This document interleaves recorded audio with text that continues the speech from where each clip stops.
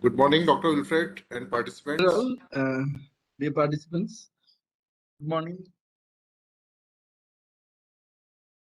and welcome you all for the fifth day of the FPP, the concluding day.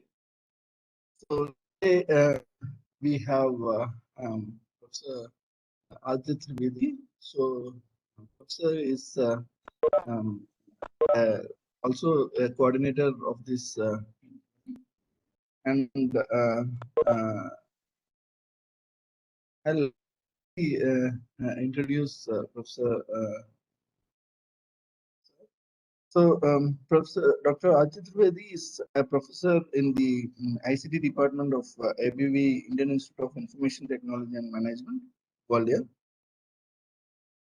He received his bachelor's with distinction in electronics engineering from Jivaji University, and he pursued his MTech in communication system from IIT Kanpur.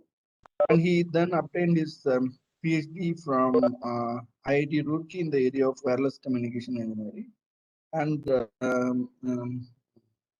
he has his interests, teaching and research interests, are mainly digital communication, wireless systems, signal processing, and networking.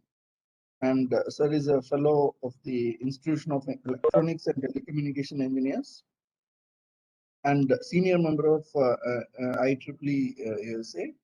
He has published more than 150 papers in various prestigious international and national journals and conferences. And in 2007, Sir was awarded the K.S. Krishnan Memorial Award for Best System-Oriented Paper. He visited many countries for presenting his research work, and he has also handled 2 research projects, and currently is handling 2 more projects.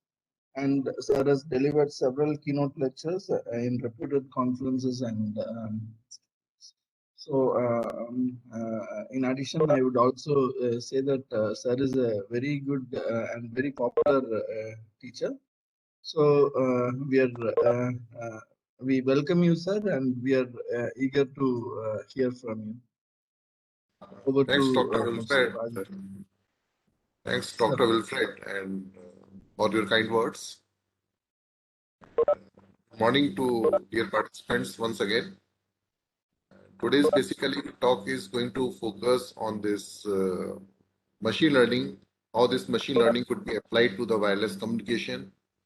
Because traditionally we were not using machine learning in the wireless communication some time back. But now recently, in last few years, the interest have come with this 5G, introduction of the 5G and beyond technologies, so that the machine learning could be very useful. So my focus is going to be a little bit on that, how this machine learning could be applied so that we can get better performance from wireless systems or networks like that. So this is going to be the focus, although the time is very limited. So I'm not sure how much we can cover, but at least I will try to introduce few things. So later on you can build up of your own. And if you want, you can interact me also later on. So this is going to be the focus of this talk. So let me share my presentation first.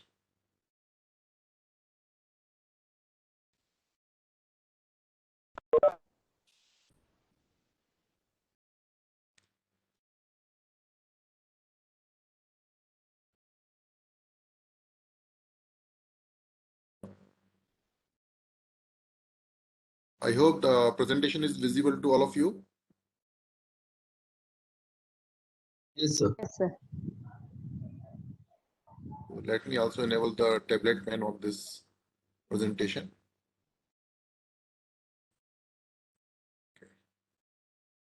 Okay, this is working fine.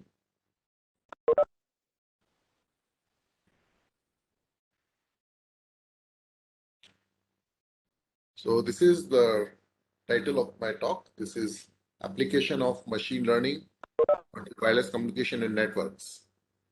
So and this is, okay, slides are not moving.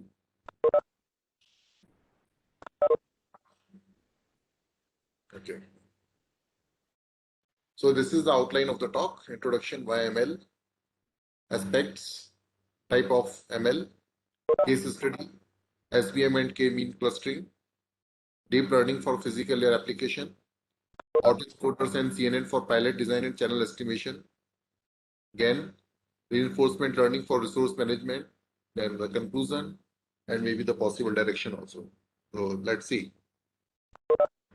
So basically, as we know that the wireless communication has evolved from first generation to the 5th generation, because the 5th generation is also being rolled out in 2020 in some of the countries, and likely India is also going to have this 5G communication very soon, because already this bid process has been started for its spectrum.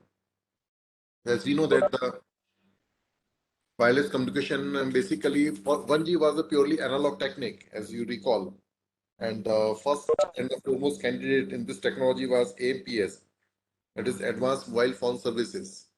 So that was analog because the voice was not disguised in the AMPS system. And we used analog modulation techniques, and that's why it was purely analog. But around 1990, when the GSM came into the existence, and see, please, within 30 years, we have changed from first generation to the fifth generation within a span of 30 years only. So that is the exponential growth which is taking place in this domain. So in the second generation communication system, basically that was based on GSM, that is Global System for Mobile Communication. Although there were other candidates like China is having something, and Japan was having PDC, but the most famous example of the second G was the GSM. And basically the wireless system became truly digital from the GSM onwards. And digital in the sense because the voice was digitized. But the difference was that in the second and third generation, the focus was more on the voice communication because that was the need of that hour in 90s and early part of this 21st century. That was a focus because voice communication was most sought thing actually. But later on, what happens is that the voice has taken the secondary role. And in fact, your data has become the primary role, has got the primary role. So now, because it's happening that we want to share some files, we want to share some audio, video, we want to see some live matches in high definition quality. So things like that. So what happens is that because now data is having a predominant role, so the data rate requirement has increased tremendously. The voice was having a fixed data rate requirement and a few kbps, tens or twenties of kbps would have been good enough for voice communication. But with the data requirement, basically the requirement has gone up to even of the order of 100 of Mbps. And if I recall correctly, the third generation was giving you around 2 Mbps, 2 Mbps in the stationary position, and around 144 kbps while you were moving. And the mobility was also restricted in the 3G. So that's why the 4G was evolved later on. The 4G, the most famous example was LTE, that is long-term evolution, advanced technologies. So in the 4G, what happened is that the requirement has gone tremendously high and the data rate has increased. But again, that is not found to be sufficient. So the 5G has come into the existence where there are some parameters like you require a lot of connected devices, and it is expected that the connected devices could very well exceed 50 billion by the end of 2021, like that. So that was a tremendous growth that was not anticipated earlier. So in the 5G, lot many devices are going to be there, and with the evolvement of this IoT, Internet of Things, where every device, even your refrigerator, even your washing machine, is going to have some kind of internet address, and they are being all of them are connected through the internet. So the idea is that you can basically control all these devices through internet. So this is a tremendous growth that was not anticipated earlier. So with the tremendous growth of course, the challenges have increased tremendously also, because there are a lot many challenges are there. And the requirement is, for example, in the 5G, the requirement is enhanced mobile broadband. This, in short, we say EMBB, enhanced mobile broadband, massive machine type communication, MMTC, ultra reliable and low latency communication. Reliability should be very high, low latency, because the algorithms that are used in the 5G, traditional algorithms take a lot of time basically to compute the things. That is how to manage the resources, to which base station you need to connect, the things like that.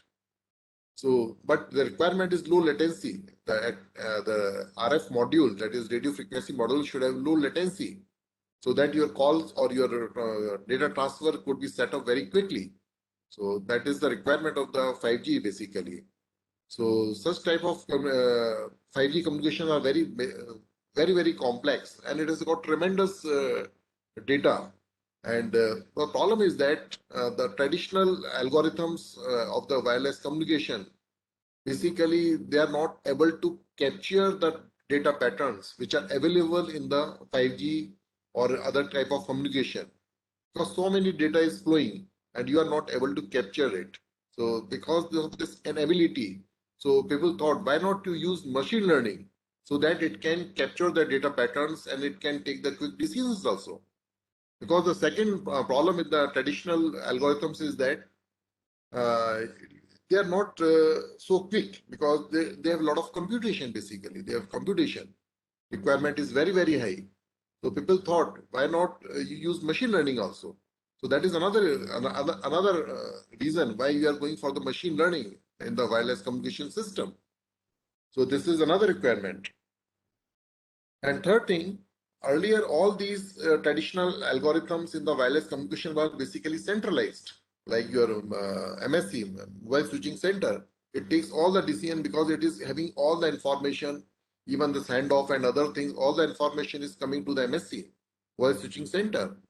But the problem is that with the tremendous growth in the number of connected devices and the very high data rate, so this becomes very time consuming, and many times you are required to take a local decision. You cannot depend on MSC anymore now. So this local decision is to be taken based on the local observation basically. So local observation can be captured and the decision could be taken using the machine learning. So that's why there is now the focus is shifting towards the machine learning from the traditional algorithms. So that is the reason basically. So that's why this talk is little focused on the machine learning and how we can use it little bit. So I will give very simple examples. The detailed examples would not be possible in this short time. Okay. So, and another thing is you want to add intelligence to the wireless communication system now. Intelligence in the sense, because you can take local decisions. Okay. So this is whether you should go for which kind of modulation technique depending on the channel conditions, whether you should go for higher modulation technique or low modulation technique.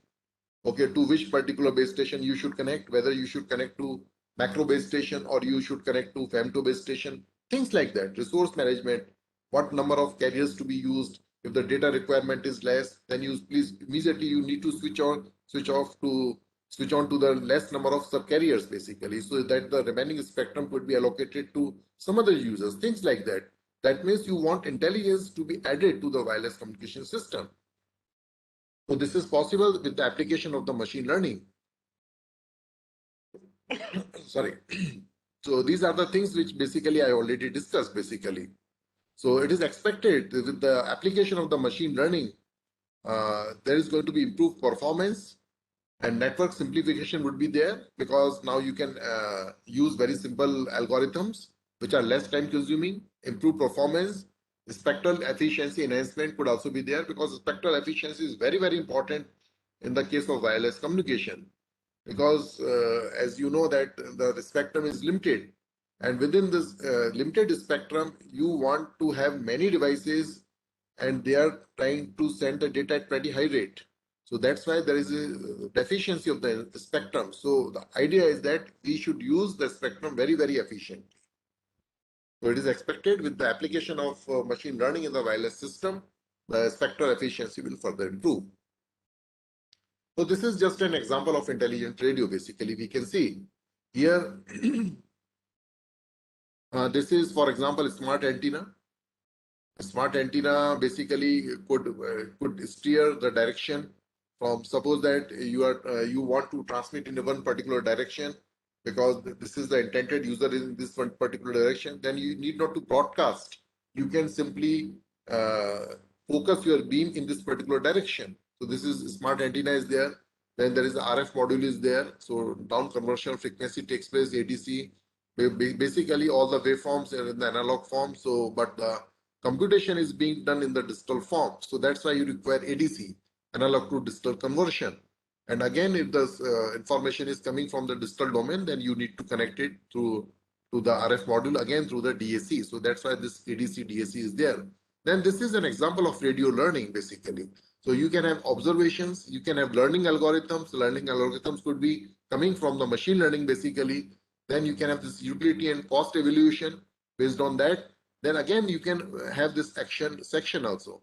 Because again, based on this observation, learning, and cost evaluation, then you can take the appropriate action. So that is how the intelligent radio will work actually. So machine learning can be used to design an optimized communication network. So this is one idea, because you want to optimize all the resources, and using a wireless network can add learning using mobile devices. So this is another area where we can focus upon. Most of the communication signal systems are model based, because in the whether it's a channel or it's a communication, normally we initially we go for the system model basically. So first you create the system model. So that's why when you are having any model based system, whether it's a communication system or any other system, then machine learning can be used, because in the communication system we are going to use the model. So that's why the machine learning can be applied. So this I'm just telling you why this machine learning could be applied to the wireless communication system, because the communication systems are also model based. So machine learning could be applied there also. For example, the channel could be AWGN based, additive white Gaussian noise. The channel could be fading based. It could be relay fading. So you are using some kind of model basically. So once you are using some kind of model in the system, then the machine learning can also be used there. Okay, so again, in this, we need in the wireless system, we need to estimate the channel noise distribution, and all other these things are to be estimated. So machine learning can basically help in estimating the system parameters from the knowledge of the data set. So this is how the machine learning can be applied basically. So for example, if I talk about KNN and SVM, basically these algorithms are mainly utilized for classification of points and objects. So as I think, since it is the fifth day of this course, and you might have gone through the different lectures from the different knowledgeable speakers from different institutes, then probably you might have gone through what is KNN and SVM basically. So I will take a brief review of that also, if time permit. And KNN and SVM algorithms are mainly utilized for classification of points and objects basically. So these models can be used for estimating or predicting radio parameters that are associated with the specific users. So we can apply, the idea is that we can apply KNN, it's very standard, SVM is very standard machine algorithms. These could be applied for our communication system purpose.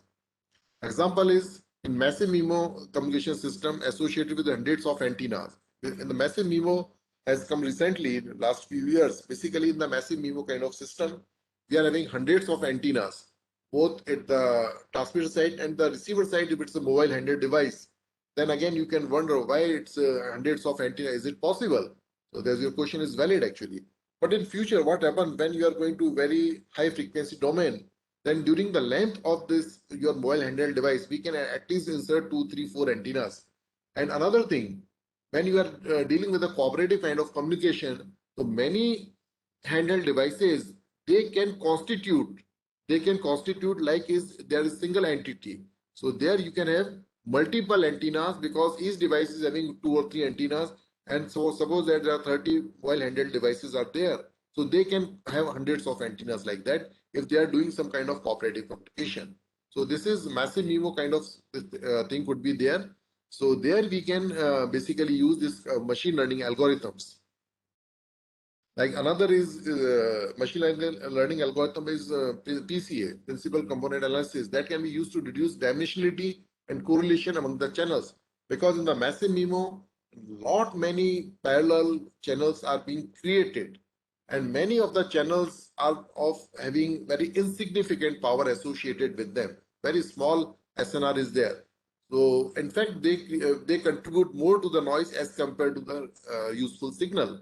So why not we eliminate these weak channels? So this can be done using TCA basically. So I'm just giving you one example how this machine learning algorithms could be used in the future or in the upcoming wireless communication system. The requirement was not there in the earlier 3G or early 4G system because we were not having so many devices, we were not having so much of data, and we were not having so much of complex technologies. But now in the 5G, we are having so many devices, so much of data, and so many complex technologies are there. So there, to simplify the things, we can use machine learning. So this is the idea. So for example, in the massive MIMO, where you are having a lot many dimensions are there, lot many parallel channels are there. So PCA can be used to reduce the dimensionality like that. So let's start from the very basic again. What is machine learning basically? So, so what is your idea?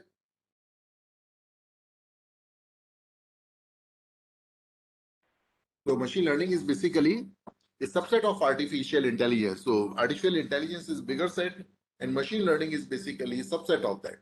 So a machine can learn from algorithms to generate desired outputs. This is what is machine learning is all about basically. So learning from environment or predefined output and thus generating results without explicit instruction. So that is what is machine learning is all about.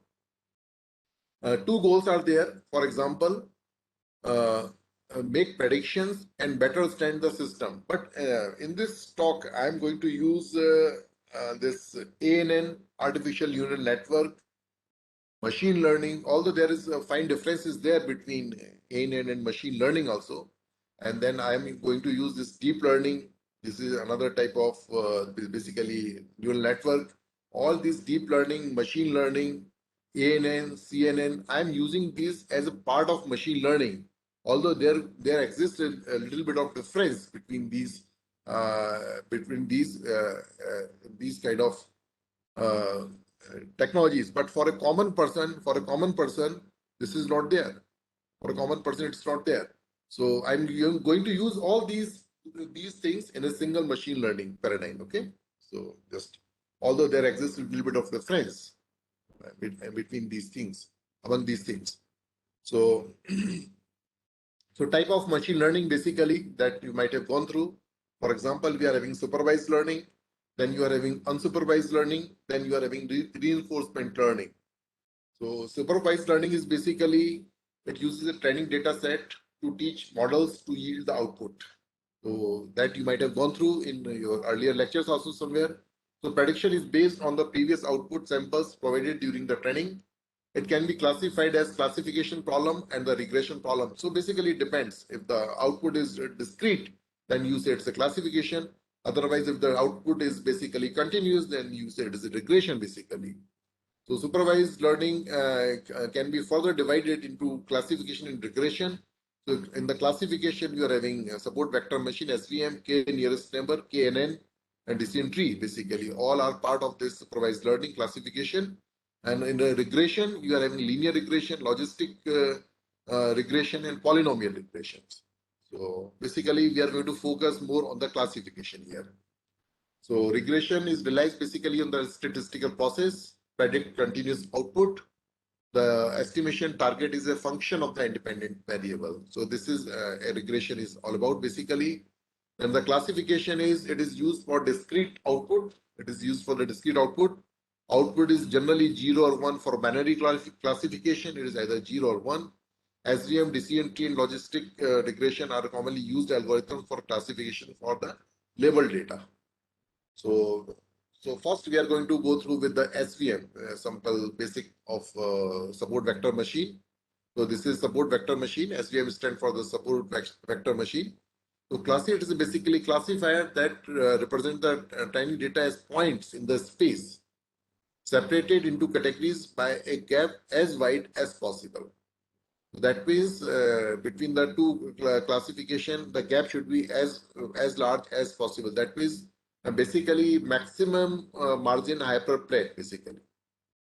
So new points are then added to the space by predicting which category they fall into and which space they belong to basically. So SVM finds the maximum margin hyperplane that separates the two subsets with the largest separation. So basically, SVM is a binary classification, but you can use it for multi-classification also, that we will see also. A kernel trick is used to project non-linear data.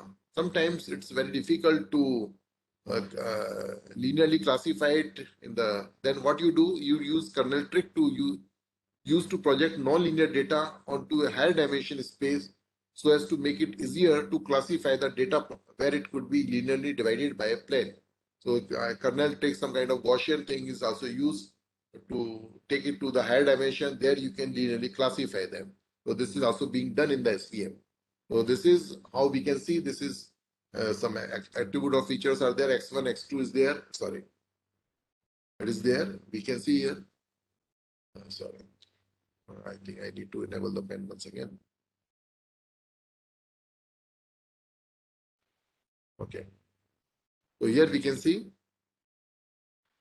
this is B is the bias. B is the bias because if B bias is 0, then this hyperplane would have passed through the origin.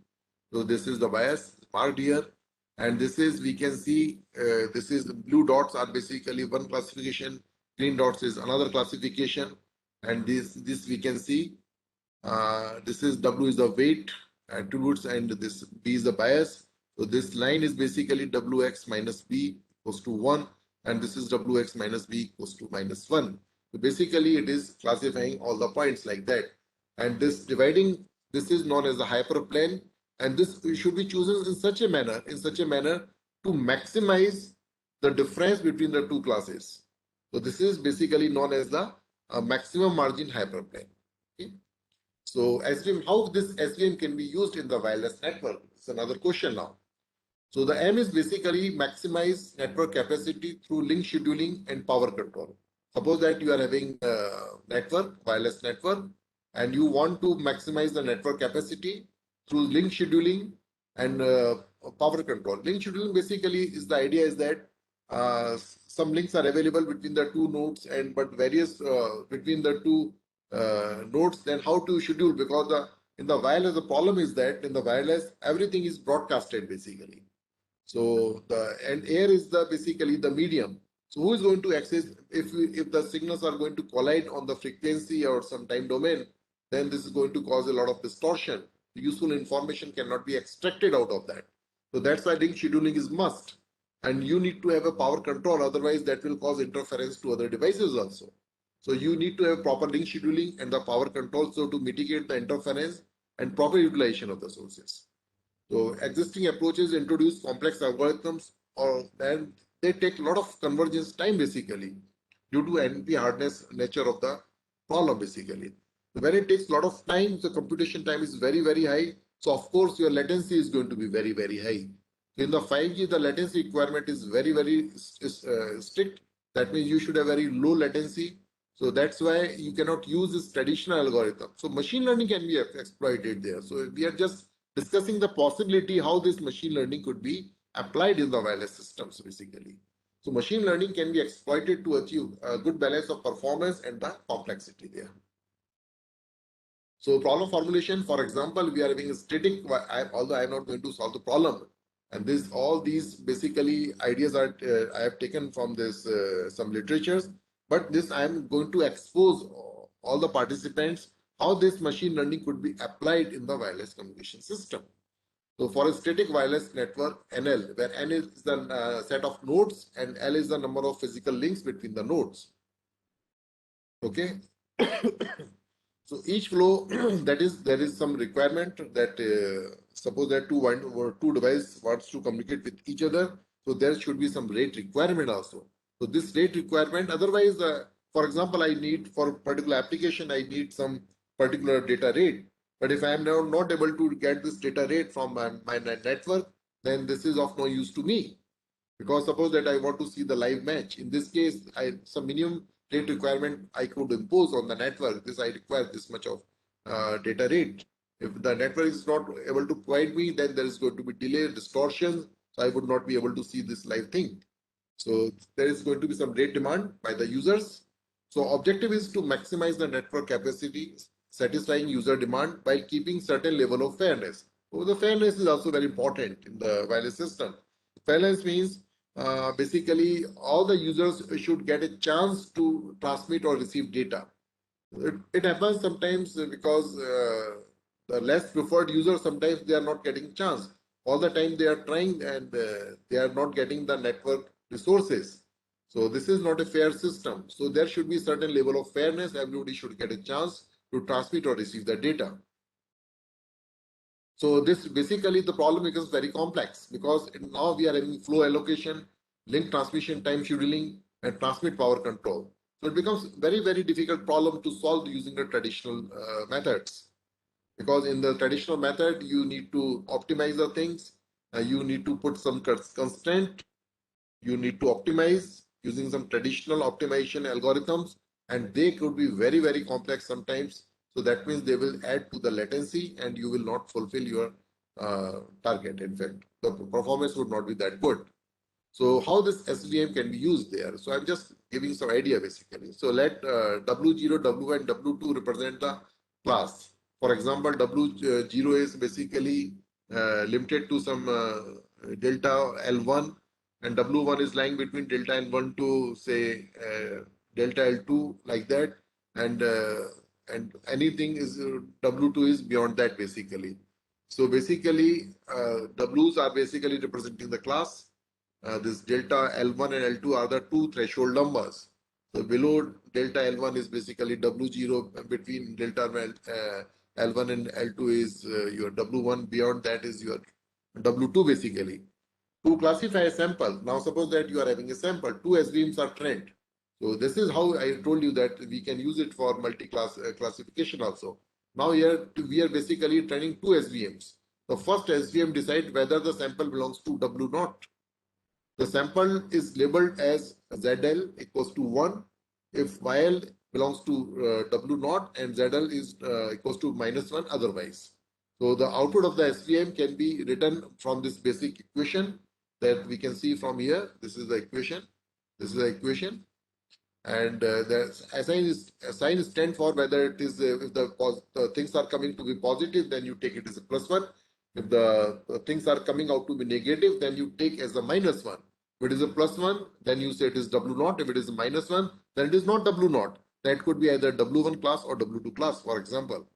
So here in this equation, we can see I is the index of the training samples, and alpha L0I is the weight, and Wi is the input of the sample I, and K is the kernel function, and B0 is basically the bias basically. So all are basically standard parameters used in the SVM. So things like that. So training process for finding the maximum margin hyperplane is done by the following problems. Following problem: minimize alpha L0 such that this particular constant is also met. I'm not reading all the equations. So where alpha L0 is the vector formed by alpha set, and Ci is a constant to tolerate the faults. So the SPF for the sample lie in W10, W2 can be trained similarly. So anything between lying between two threshold could be taken as a sample to be classified as W1 also. So that way we can use basically how we can use the SVM for this link scheduling and things like that. If it is a particular thing is coming, then you can schedule the link. Otherwise, you are not required to wait. Things like that. Next is the unsupervised learning. So the models are not supervised using training data set. So this is the key difference as compared to the supervised learning. Models are not supervised using training data set. Models itself find the hidden patterns and insights from the given data. As I told you in the earlier also, we are having exponential growth of data in the wireless system. So lot many data are there, and this unsupervised learning is useful because it can itself find the hidden pattern and insights from the given data. Because in the supervised learning, there need to be labeled data, but in the unsupervised learning, there is no need of labeled data basically. So in the unsupervised learning, basically there are two kind of things are there. One is the clustering, another is the association. In the unsupervised learning, we are going either for the clustering or going for the association. So in the clustering is a method of grouping the object into clusters. Basically, in the clustering, basically you are grouping the objects into cluster, and k-mean clustering is a commonly used algorithm in the unsupervised machine learning kind of thing. An association is a rule to find relationship between the variables in large data set. The association is a rule to find relationship between variables in large data set. PCA can be used to reduce the dimensionality of the data set, which I mentioned earlier also. So k-mean clustering aims basically to partition n observations into k clusters. Suppose that you are having n samples or n observations, then you can partition these into k clusters. Each observation belongs to the cluster with the nearest mean. So that is the basically k-mean clustering basically. How this can be used? So we will see that. So for example, you are having a machine-to-machine communication which involves the transfer of data between power constrained devices without any human concern. There is no human intervention is there. There are two machines which are trying to communicate the data between themselves, and these two machines are power constraints. That means you need to take care of the power requirement also. These machine-to-machine type of devices attempt to simultaneously access the network resource through random access channel. So basically, all the device will think that it can transmit the first. So they will simultaneously try to access the random access channel. So there is a possibility of overload because many devices are contending for the same channel, and there could be access problem in the random access. So this particular problem can be taken care by the machine learning basically. So clustering based on the shortest distance, channel gain or SNR can be done. So how we can cluster the devices, we can cluster the machines based on the shortest distance. The nearby devices could be clustered, or based on the channel gains, how the channel gain is there, or on the SNR basis, they can be clustered. So there are different ways of doing the clustering also. So in massive devices scenario, clustering of devices for proper user fairness and power allocation can be done. Because once you cluster, then you can use the fairness also, you can use the properly allocate the power also. So for example, this k-mean algorithms, a k number of centroids are chosen at random locations within the data set. So you are having a data set, a k number of centroids. Basically, there are basically machines and other things. And basically, I'm the sample are nothing but the machines you can say in this scenario, in this particular scenario. The k number of centroids are chosen at random locations within the dataset. All devices are assigned to the closest centroid. This is step number 2. All devices are assigned to the closest centroid. Sorry. Each centroid location is recalculated based on the average of the device locations within that particular cluster. Am I audible or not? Am I Yes, audible? sir, you are right. Yes, sir. Yes, sir. Sir, audible, sir, audible. Sir. Okay. So each centroid location is recalculated based on the average of the device locations within the particular cluster. So this is a traditional way of implementing the k-mean algorithms. So repeat step 2 and 3, which I mentioned here. This is a step 2, and step 3 until the centroid locations do not change. That means the things have become fixed now. There is going to be no changes now. So the Euclidean distance between a device and a centroid can be used for the formation of cluster. Here I am using this device, the Euclidean distance between the device and the centroid. And this Euclidean distance can be calculated by this particular equation given over here, where NIN is the device location, CIN is the centroid, and I is the dimension of the data set. For 2D data set, you can have this X dimension and Y dimension also, and this is given by this particular equation. So I'm not reading it because these are the basics of this k-mean clustering. So I'm not going into the details of that. So new centroid location are then formed with this particular equation, where UM is the set of devices in the mth cluster. Okay, so this is the number of devices in the mth cluster. This is the meaning of that actually. So clustering in the M2M, so consider a model which is given over here. So here we can see there is a model is there. This is a cluster head. So cluster head is basically chosen depending on the either power. There's a particular node is having more power or more access to the. So there are different algorithms are also there to choose the cluster head. So this cluster head is basically a cluster head for this group of machines, and this is the cluster head for this group of machines. And individual machines are the cluster members that we can see, and this is the base station. So basically objective is to minimize the power transmitted. So the cluster head can communicate to the base station through the different clusters basically. So this is the model we are using. So cluster heads are devices which are excluded from the data set and having the highest channel gain. That is, they are either nearest to the base station or they are having the highest battery power with them. So based on that, they are chosen basically. After clustering, this cluster heads are provided to cluster as per user pairing in the NOMA. For example, you want another, yes, I forgot to mention it. So NOMA is non-orthogonal multiple axis basically. So earlier in the up to this 4G, we were using OMA, that is orthogonal multiple axis. There, the different communication are using the different orthogonal frequencies. That means they are not overlapping. But in the, as we know that the spectrum is very limited. And in the normal is that we allow the devices or the mobile devices to use the same spectrum at the same time. So this becomes NOMA, non-orthogonal multiple axis. Then you may wonder, how can we separate the signals from the two devices if they are using at the same time same frequencies? So basically they are transmitting at the different power levels. So based on their different power levels, they are separated out using the successive interference cancellation technique, SIC technique. Although I would have loved to discuss NOMA, but this itself is a big topic. So this is, I'm just giving you a basic principle. So two devices can be sharing the same spectrum in the power domain if they are transmitting at the different power levels, and their signals can be separated out based on the successive interference cancellation. So in this clustering, the M2M communication using this machine learning, clustering is also a part of the machine learning. So power is allocated to each device within a cluster. Power is allocated to each device within a cluster based on a set of equations and corresponding conditions according to the NOVA principle. For example, within this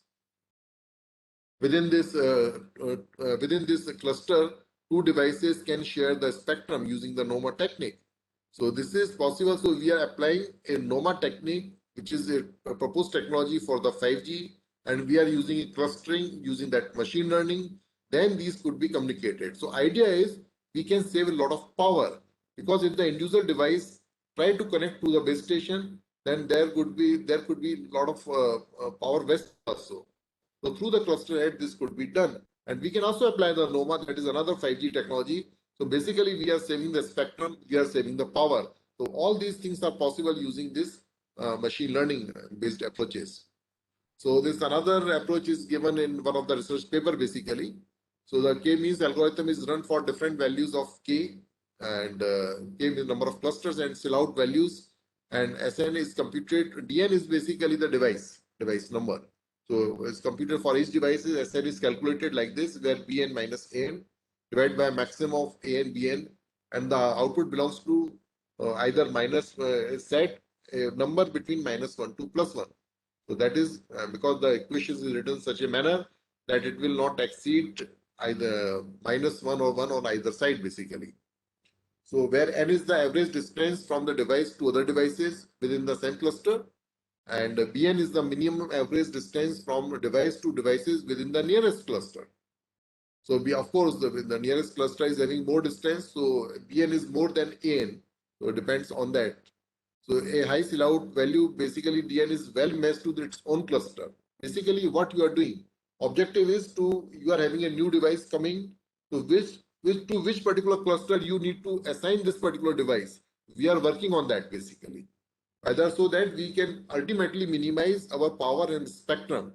So we need to properly assign the new device, which is active device now, to a particular cluster. And which particular cluster? So that is, suppose that you are assigning to one particular cluster, but later on you find that of course the distance to the same cluster, average distance to the same cluster devices is more compared to the distance to the nearby cluster. That means an is bigger than bn.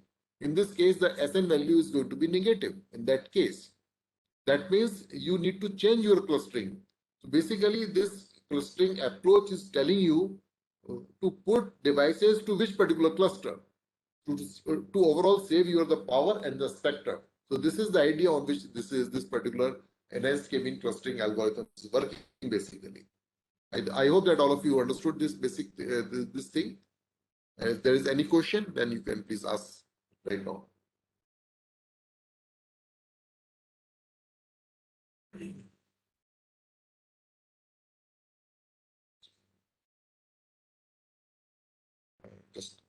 Just think over it, and if you are having any questions, you can ask me. I'm just going to have this 30-second break.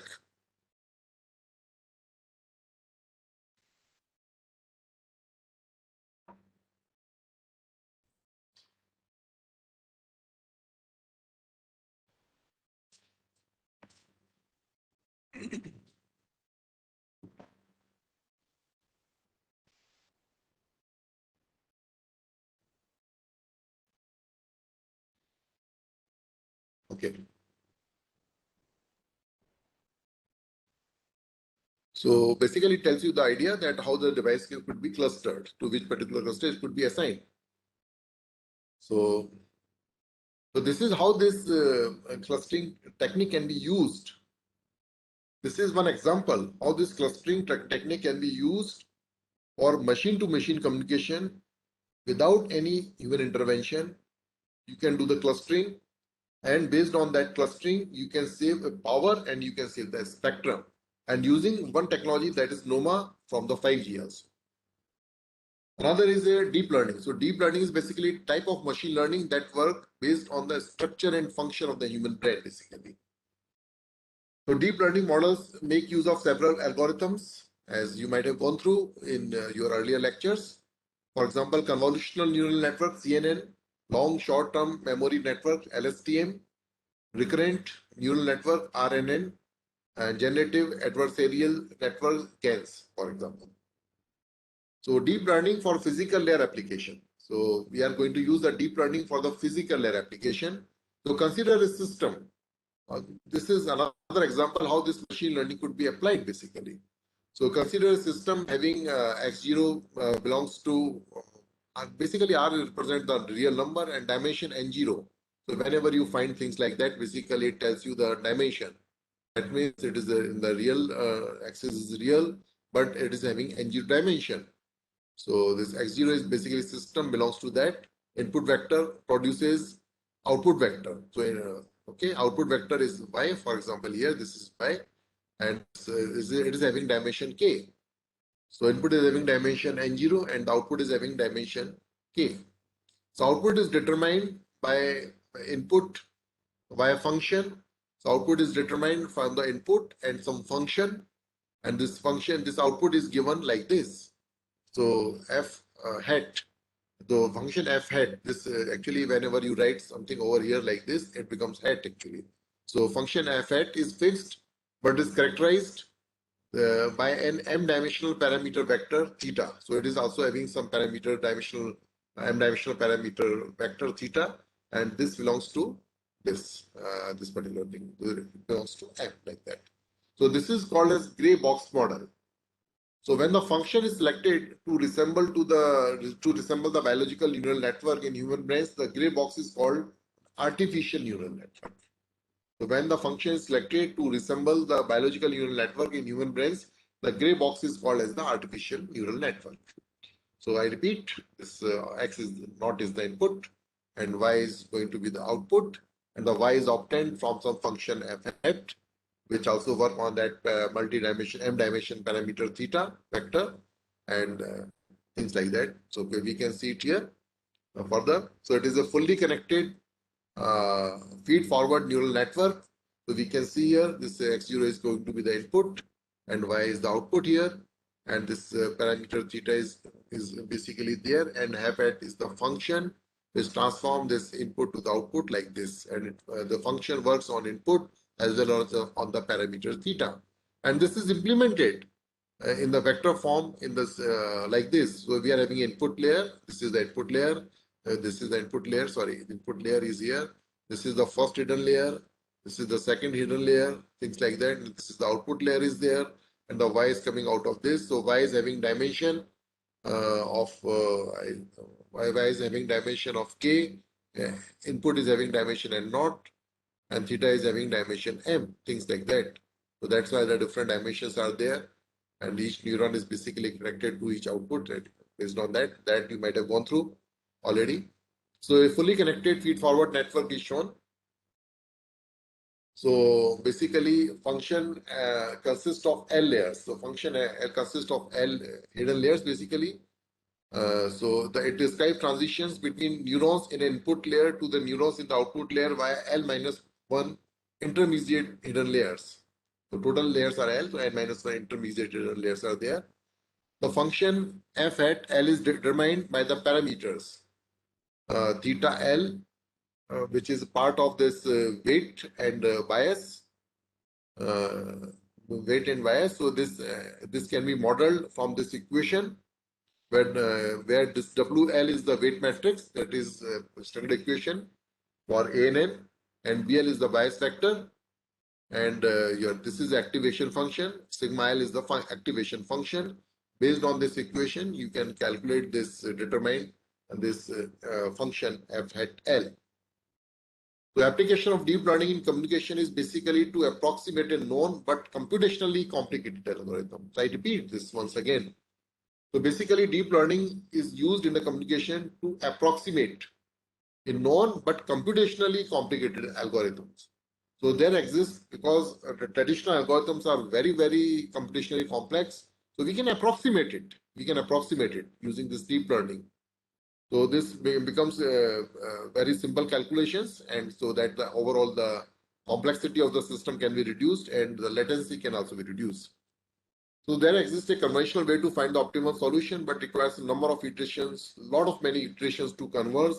The traditional optimization algorithms, whether it's a convex problem or non-convex problem, it takes a lot of time to converge using the traditional optimization problem. So this can be approximated using this machine learning or deep learning. So deep learning can help in low latency. So we have a known algorithm, for example, represented by the function. For example, we know the algorithm, but it's very complex to implement in a practical system. So this particular algorithm is represented by the function y is equal to fx, which cannot be implemented in the real time because of its complexity. So to address this problem, deep learning can be used.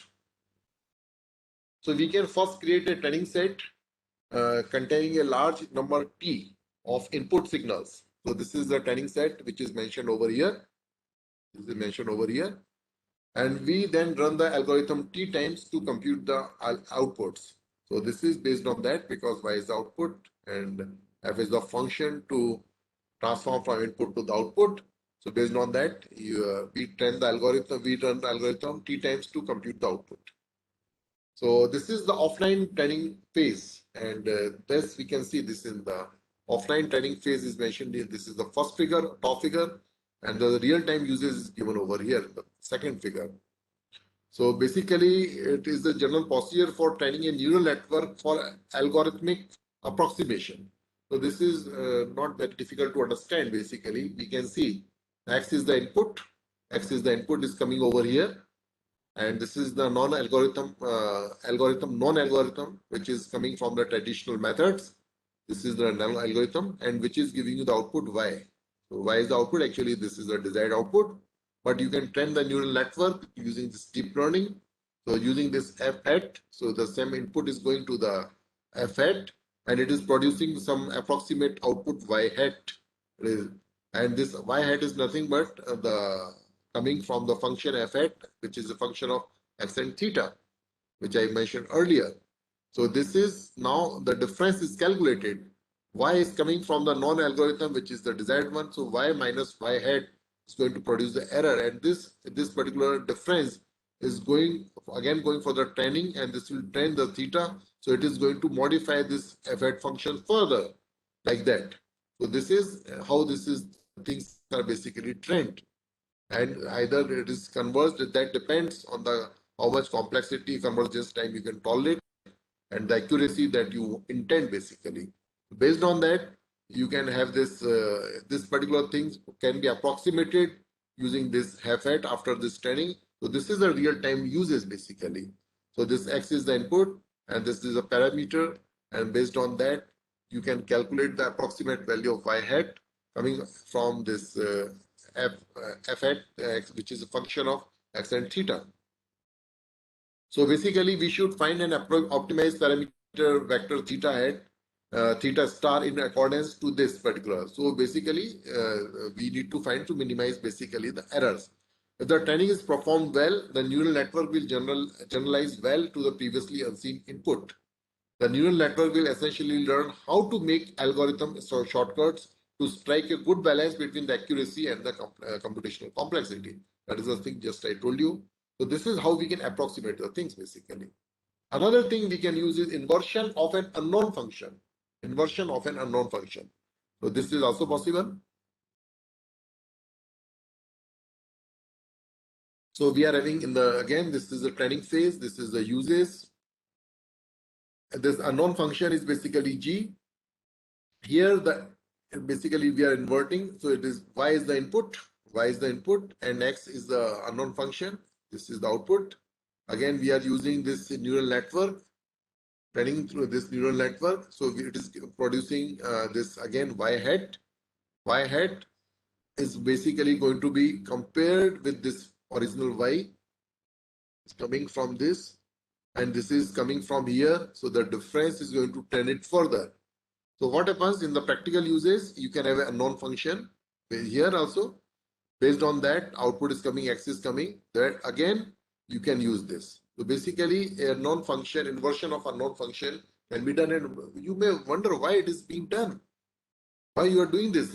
Why you are inverting a known function? So this unknown function could be basically, for example, the channel. If you recall, in some of those who are familiar with the wireless communication, there is an inter-symbol interference is there. And in the inter-symbol interference kind of channel, you need an equalizer. What is equalizer? Basically, equalizer is nothing but the inverse of the channel transfer function. So whatever the distortion being introduced in the channel, same thing is being neutralized by the equalizer, because equalizer is basically inverted transfer function of that of the channel, wireless channel. So same thing can be done over here using this artificial neural network, using this deep learning. So this is the idea. This can be implemented also here. So I hope that all of you are able to understand this. If you are having some doubt, you can ask this basically. So the same thing which I just mentioned is written over in the next slide basically. Okay, so this particular thing can be achieved using this ANN also. So another is autoencoders. Another autoencoders is also a part of basically unsupervised machine learning algorithm. So an autoencoder neural network is basically unsupervised machine learning algorithm, and it basically applies back propagation and setting the target value to be equal to the inputs. Okay, so just I will take a 1 minute break. Just a minute.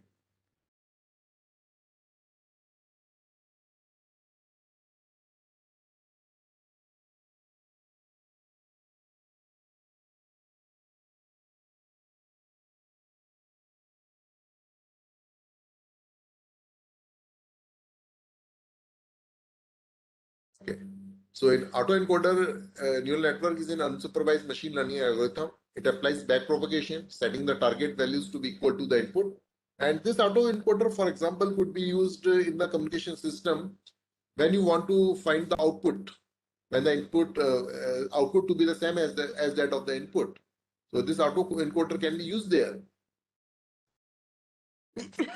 So autoencoders are basically used to reduce the size of our inputs into a smaller representation that I will show you in the figure. If anyone needs the original data, they can be reconstructed from the compressed data. So first you compress, then you decompress. For example, this is given in one of the figures. Yeah. So this is architecture of autoencoder. So here we can see this is input layer is there. This is the input layer is there. And this please remember this is the encoder part. So this coder is basically this particular coder. It reduces the dimension because m is we can see m is less than n, where n is the dimension of the input and m is the dimension of the coder basically. So it is basically reducing it, and this code is also part of the decoder. Code is also part of the decoder, but you can decompress it and get the original n dimension vector from in the output layer. Okay, things like that.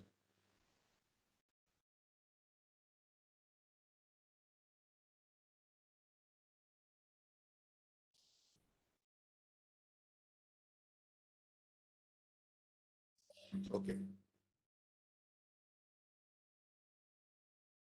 So another is CNN. Convolutional neural network is also known as the convonets, and it consists of multiple layers and are mainly used for image processing and object detection. As some of you might have used this convolutional neural network for image processing purpose and object detection. So CNN consists of, I will come back to this problem once again, once I finish a little bit of this CNN. So CNN consists of convolutional layers, pooling layers, and fully connected layers.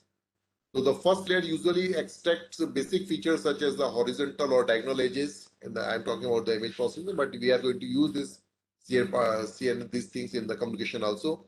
So this output is passed on to the next layer, which detects more complex features such as the corner, basically.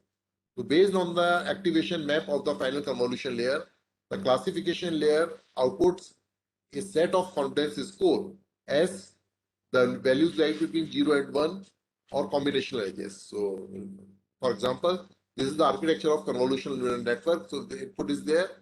So this is convolutional layer is there. Then there is a pooling. Then there is a dense layers is there. Then this is the output layer. So this is architecture, and this is a general architecture given in most of the literature. So the pooling layer is basically responsible for reducing the spatial size of the convolved features. So I repeat, this pooling layer is responsible for reducing the spatial size of the convolved features, and this is to decrease the computational power required to process the data by reducing the dimension. Basically, this is the job of pooling layer. So there are two types of pooling, basically average pooling and maximum pooling. Average, I think this column should be shifted over here. So anyway, so there are two types of pooling: average pooling and the maximum pooling. So we are not going to the details of that. So fully connected layers are the same as artificial neural network and perform the same mathematical operation as GWX plus B. W is the weight, X is the input, and B is the bias basically. So now we are going to use this autoencoder in the pilot design and channel estimation.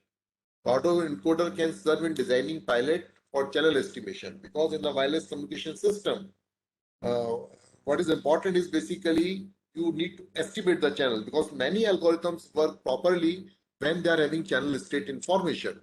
How the channel is behaving, whether the channel is in the deep fade or in the good condition, that means the fading is very less. So channel estimation is required. So based on this channel conditions, it can control its transmitted power. For example, the channel condition is good, you can transmit less power. If the channel is in the deep fade, the channel is in very poor condition, then probably you may have to increase the transmitted power. But before doing that, you need to estimate the channel first. So this autoencoder can be used for designing pilot for channel estimation. A pilot are basically the known symbols. Suppose that I am sending 1 voltage, for example, just then if I am receiving 0.1, that means my channel is reducing 1 to 0.1. That is, the attenuation is going to be 10 times. Attenuation is 10. That means 1 is converted to 0.1, for example. So that pilot are the known symbols which are sent. So basically, this autoencoder can serve in designing pilot for channel estimation. So it is having two parts. One is the encoder and the decoder. Encoder can be utilized for pilot design and decoder for channel estimation. So at the transmitter side, we can use encoder. This could be used for pilot design. That means designing the proper symbols, and decoder for the channel estimation. So the encoder can be constructed using feed-forward neural network with an arbitrary activation function, arbitrary weights, and arbitrary biases to learn the features of the input signal. So encoder can be constructed from traditional ANN using, and this can basically to learn the features of the input signal, and decoder. That's why I introduced the CNN basically. So decoder can be constructed using convolutional neural network basically, because we know that the CNN is basically used for basically it can extract the features from there. Okay, so this can be used for in the decoder part. And this is the pilot's signal design and channel estimation architecture is there. Basically, we can see. So on the left hand side here, we can see the pilot's signal design and received SNR feedback is implemented over here using this. And the channel estimation part is being done over here. This is the overall channel estimation. This is special feature extraction and dimensionality reduction is being done using the CNN, the decoder part. See, this is the encoder part using traditional ANN. Decoder is using convolutional neural network, which is having this convolutional and pooling layers. So this is used in the CNN, and this fine tuning is the fully connected layer. Finally, it is being done, and finally, this channel is estimated. This channel is estimated. So, and this is the job which can be performed using this autoencoders, which use, and the encoder side, autoencoder is having two parts. One is the encoder, another is the decoder. In the encoder part, we can use traditional ANN. The decoder part, we can use the CNN, convolutional neural network. So CNN can effectively extract the spatial and other useful features. Basically, CNN, the advantage of working with the CNN is that it can extract the features, spatial features, and other useful. For example, that's why the CNN is used in the image processing. Basically, it can use the extract the spatial features, and so in the case of wireless system, so it can also extract the features of the MIMO channel coefficient. That is why we are using the CNN here. So in see in the whenever you are applying this machine learning, so you need to work on the characteristic of a particular ML algorithm, and then you need to match this characteristic to the requirement of the wireless communication. Then only you can use the proper machine learning algorithm for solving the wireless communication problems. Otherwise, the things can go very well wrong also sometimes. So utilize these features for learning by treating the MIMO channels matrix as an image. So we are treating this as an image basically. So encoder is basically neural network must be constructed such that the pilot signal S is optimizable. Input to encoder is H channel vector. It consists of two layers. Basically, we are training it first, then it is going to give the results later on automatically itself. It consists of two layers. The number of input nodes is given by I think I will not go into the details of that. This is what is the MTMR. This is not required here. So operation at each output node can be performed using this simple equation, where phi is the activation function, x is the input from the channel vector, and ym is the received feedback. Activation function is chosen as per the formulated problem. The decoder from the received feedback information, decoder takes the values of this ym, okay, and as the input, and the function at the nodes are defined as per the proposal to solve the estimation problem. So that is the one idea where we can use this autoencoder, which consists of traditional ANN in the encoder part and CNN in the decoder part. That this could be used for estimation of the channel. And now we are having this another application of this generative adversarial network GAN. So it is an unsupervised learning algorithm. So GAN is basically our algorithmic architecture that uses two neural network. One is the generator and another is the discriminator. So I repeat, this GAN is basically using two neural network. One is the generator, another the discriminator. So this is also very interesting actually. So the generator is trained to generate new samples, and discriminator is used to classify the sample as real or the fake. So I repeat, the generator is trained to generate new samples, and discriminator is used to classify the samples as real or fake. So these modules are trained together until discriminator is fooled. So that fooled basically that means that discriminator is not able to distinguish whether the sample is real or the fake. I will just discuss it. So now the discriminator is unable to classify false or true samples, and we will train up to that point where discriminator is unable to classify whether it's a false or true sample. When trained properly, generator produces samples that cannot be discriminated from the real ones. The idea is like this. So this is the generator. We can see this is the generator part. This is the discriminator part. And this is the generator is creating the fake samples or fake images. And this is the real images. And the discriminator is need to take a decision real or the fake. Both of them would be trained together. And generator until the time where generator is able to produce the sample which discriminator cannot discriminate.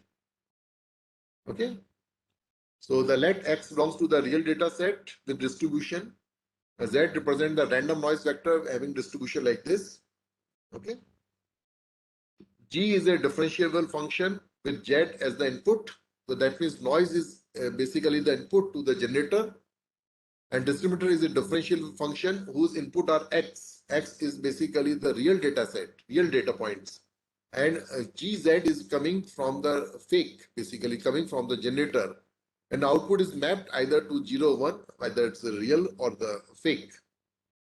So how this can be, channel modeling can be done using this GAN. So this we are going to see now. So traditional channel modeling methods such as ray tracing, see, traditionally the channel modeling has been a very tough task in the wireless system.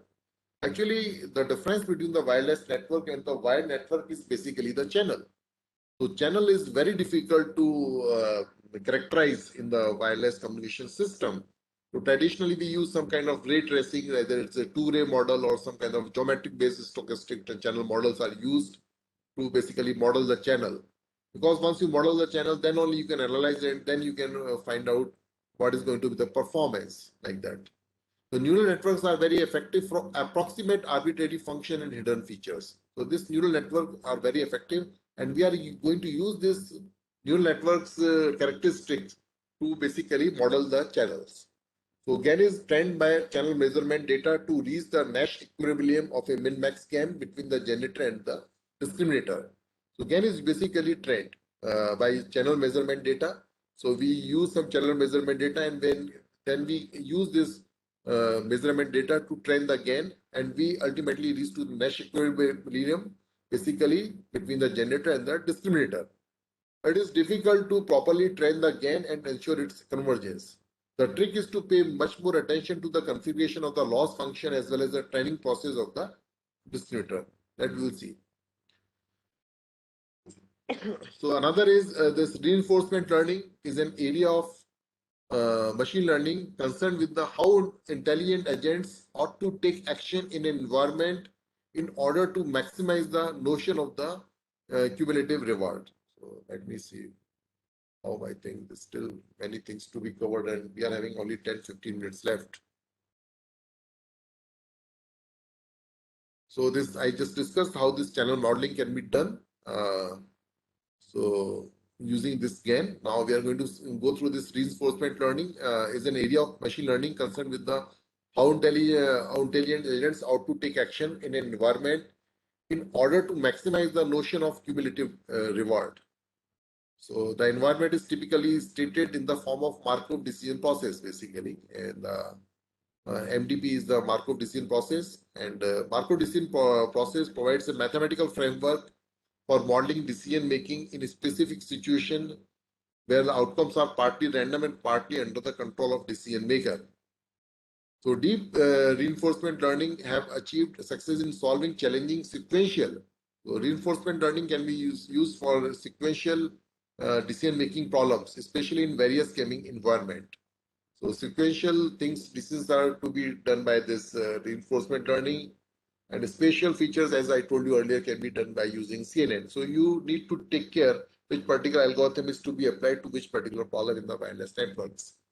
So where RL can help, so where this reinforcement learning can help, so in network selection, association problems of heterogeneous network, ATNets, channel sensing, user access in cognitive radio networks, energy harvesting. There's also extensive model using MDP and QMDP. Energy harvesting is that basically you want to recharge the devices that you are using, and through either through radio frequency waves, through EM waves, basically you can say, or through some other source. Energy harvesting is much more required, particularly in the wireless sensor networks also, where you can use a tiny energy harvesting circuit, because in the wireless sensor network, the nodes are lying in some difficult terrain also.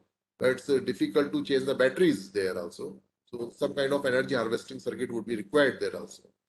So energy harvesting can be extensively modeled using this Markov decision process and partially observable Markov decision process POMDP. So limited battery and the time variant channels are usually regarded as the environment. So what is the input?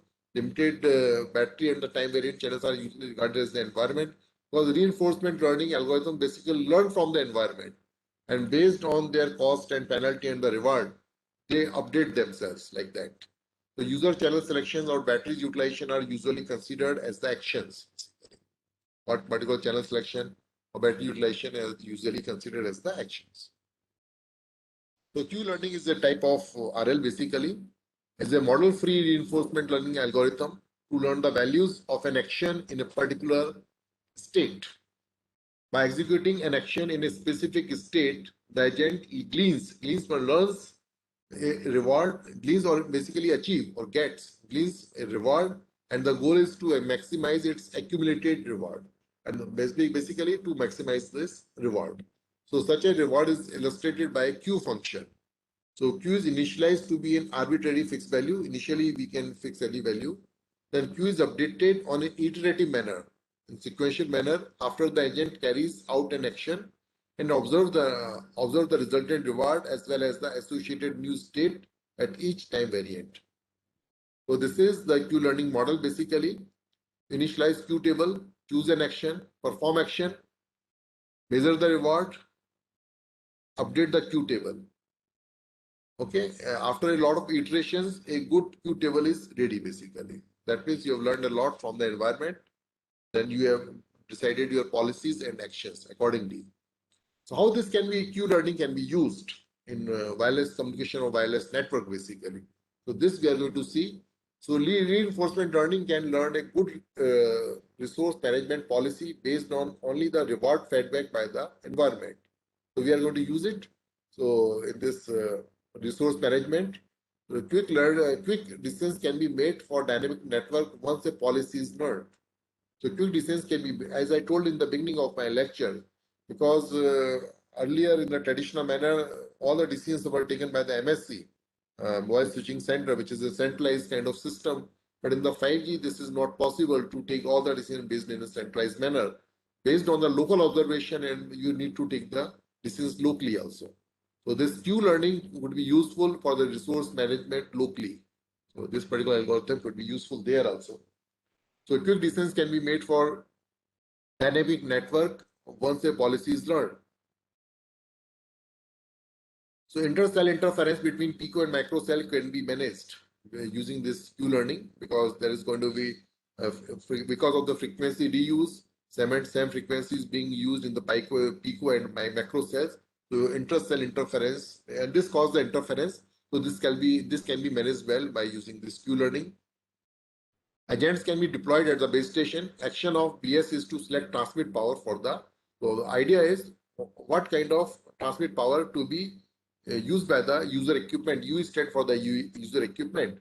So base station agents are deployed on the base station, and action of the base station is to select. Now, there is no need to go to the in the prior system. All the base stations were connected to the MSC, and MSC was taking all the decisions.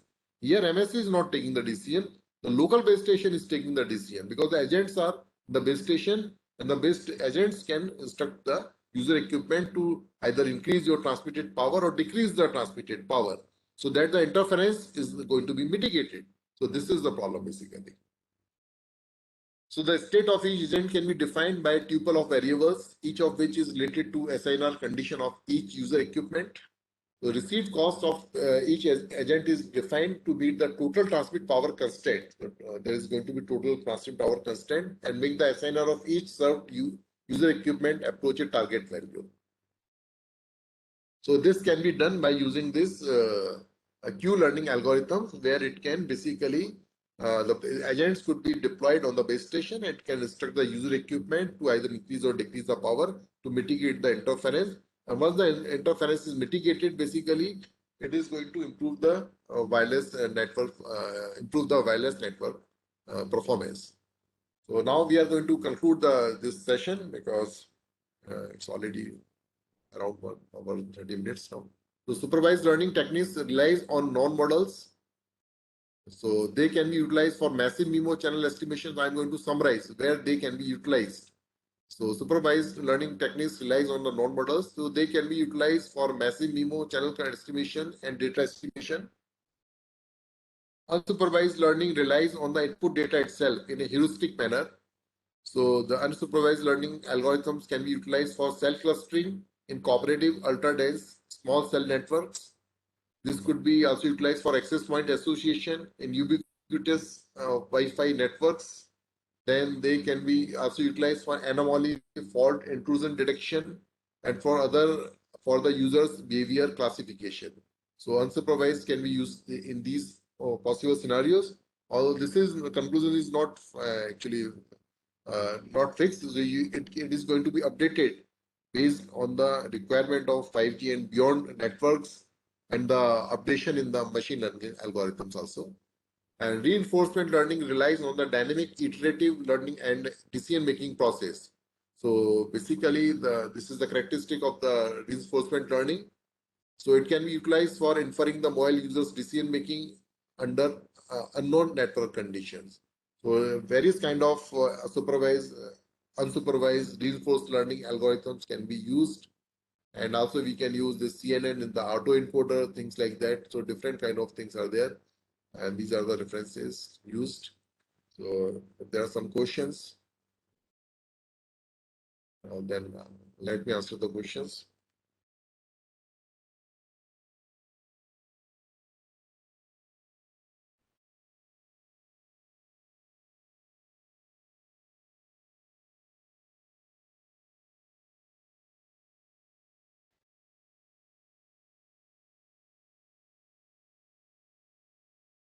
Participants, if you have any queries, you may kindly,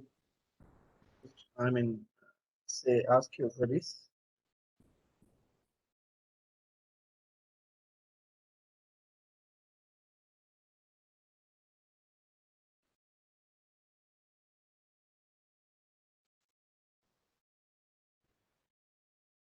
So even if they can ask the questions, am I audible, Dr. Wilfred? Yes, sir, you are audible, sir. Yeah. So they can ask the question. Probably they are having little pressure of assessment test also in the afternoon. Yeah. So later on also we can interact. I am. Later on also we can interact. So I am also having another meeting actually at 11 o'clock. 11 o'clock. Yeah. This, you know that CICT meeting is there. Yeah. So I there would, also exactly. I would take this time and opportunity to thank our speaker. So thank you, sir. It was a broad thing that you covered in such a short time. So yes, sir. So thanks a lot for your time was sharing actually your valuable experience. Managing the time was very difficult because on the one hand I have to relate this machine learning to this wireless communication, and at the same time where this appropriate algorithms can be applied in the wireless communication scenario. So this is just an idea where we can use this machine learning algorithms. You can explore further because this is going to be a very hot research area in coming years. So anybody interested in this can further explore this, and there is a lot of research possibilities are there in this area. Earlier, it was not there, as I mentioned in my talk, because in the up to Yeah, yeah. 4G or early part of the 4G, that was not many connected devices, not many data patterns were there, so things were running very smoothly using the And conventional statistical approaches. models themselves were doing better. I mean, Yeah, fine. So conventional approaches were doing fine, but with the explosive growth in the number of connected devices, with the IoT and other things, so many data patterns emerging, and why not utilize these data patterns basically? So this intelligence yeah, needs to be added now. That was not yeah, possible in the conventional algorithms because you cannot capture the pattern of the data and you cannot extract the useful information coming out of it. So why not you use this information for possible application in future? So this can be done using this machine learning. So that is the basic idea. On different aspect we can use machine learning in the wireless communication and networking. So that was the focus, although the time was limited, and I am also constrained to attend another meeting. So I hope yes, sir. that some of you find interest in this topic and can pursue your research, or you can guide your students also in this domain. Thanks Yeah. very much for Dr. Wilfred Thank for you, giving sir. the Thank opportunity. you, sir. Thank you for your presentation, sir. Thank you, sir. So, Okay, bye. Bye. Thank you, Bye. sir. Okay, bye. Thank you, sir. So can I? Actually, I'm this going to leave topic the is very meeting. I interesting. have to. yes, sir. Please. Yeah. Actually, topic is very good, but time is so less that we have to explore much more. That will be better way because in 1 hour or 1.5 hour, we are not able to actually understand fully. So, Yeah, Yeah, yeah. yes, yes. Wireless And communication itself is that is very large because research we area. have studied machine learning in different way, wireless in different way, but we are combining this. So how it will be managed, that fully concept is not clear. But somehow we have learned the exposure, just the exposure we got. So I think I will be able to actually, expose more. Dr. Paresh, Sir. the idea was to give the exposure only because I could have done with a single problem, but that would not have been of. This could have been of interest to only few individuals, not to the whole group actually. Okay, okay. Okay, But sir. I will try to contact with you to explore yeah, much more. definitely, yeah, definitely. Uh, Thank you, sir. okay, bye. So can I leave, Dr. Thank. Wilfred? Yes, sir. Please, sir. Okay. So, participants, we will be having the next session beginning from 12 o'clock. So, yeah, and as I already told you, like at 2:30, like you'll get your mm, quiz links or online assessment links on your email and WhatsApp. And once more, we will meet at 3:15. Okay, thanks a lot. Thank you.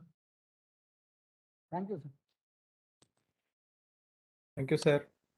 Thank you, sir.